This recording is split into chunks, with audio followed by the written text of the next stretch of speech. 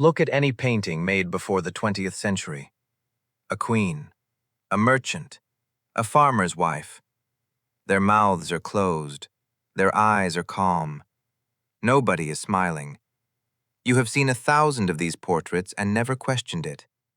But the real answer is far stranger than bad artists or boring people. It has to do with your teeth, your class, and a single decade in Paris that changed the human face forever.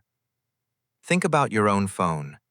You take a photo, and your mouth opens before you even decide to smile. It feels automatic. It feels like it has always been this way. It has not. For most of history, opening your mouth in a portrait was not neutral. It was closer to an insult. Start with the obvious problem. Teeth. For thousands of years, dentistry barely existed. Sugar was rare until the colonial trade routes brought it cheap and constant. Once sugar became common, decay followed close behind.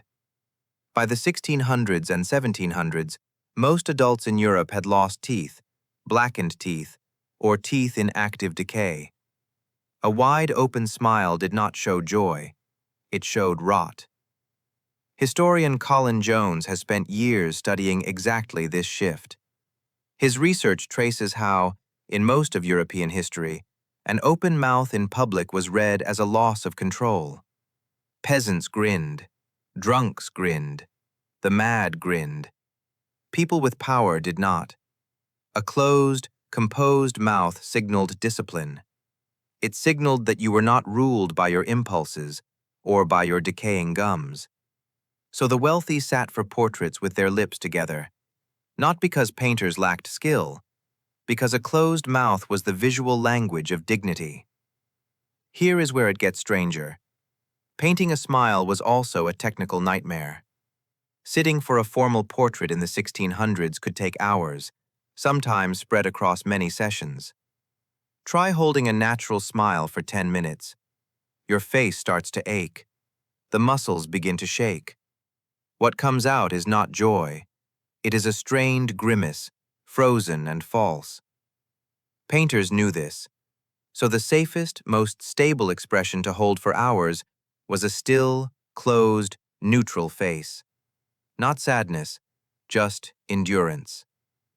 Now add class into the picture. A portrait was not a snapshot. It was a monument.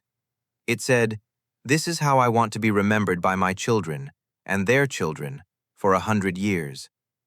Would you want your permanent historical record to show you mid-laugh, teeth exposed, looking like a servant caught off guard? Or would you want to look composed, timeless, almost statue-like? The elite chose the statue. Historian Angus Trumbull, who wrote an entire study on the history of the smile, points out that open, toothy smiles in art were reserved for a very specific group of people: beggars, drunkards, children, fools in court paintings. The smile was coded as low status. A closed mouth was coded as noble. So the closed mouth was not simply about hiding bad teeth. It was a language of power. To smile broadly was to admit you had nothing to lose. To keep your mouth composed was to say you had everything to protect. But something shifted, and it shifted fast. By the late 1700s, a new fashion was creeping through Paris. Sugar had spread from luxury to everyday habit. Dentistry was becoming a real profession, with false teeth, cleaning tools, and early orthodontics. At the same time, a new philosophy of feeling was taking hold. Thinkers of the Enlightenment began arguing that emotion was not something to be hidden. It was something to be expressed, even celebrated.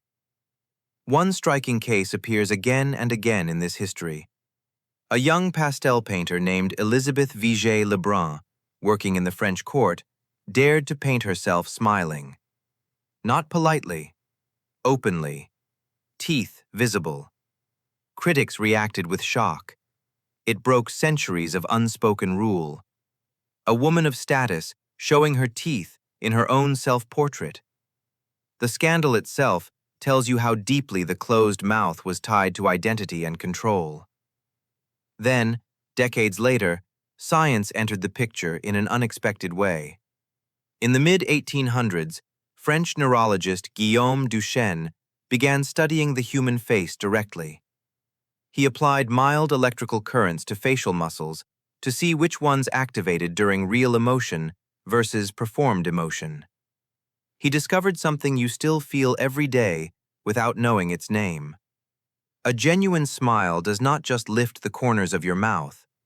It engages the muscles around your eyes, the ones that crinkle your skin at the edges. A fake smile only moves the mouth. Your eyes give you away every time. This distinction now carries his name. Researchers still call it the Duchenne smile. It is the difference between the polite, closed smile of an old portrait and the wide, eye-crinkling expression you make when something actually delights you. Duchenne's work did not cause the shift toward smiling, but it proved, scientifically, what artists were only beginning to explore. Real joy shows up in places you cannot fake. So why do you smile so easily in photographs today, and your ancestors did not?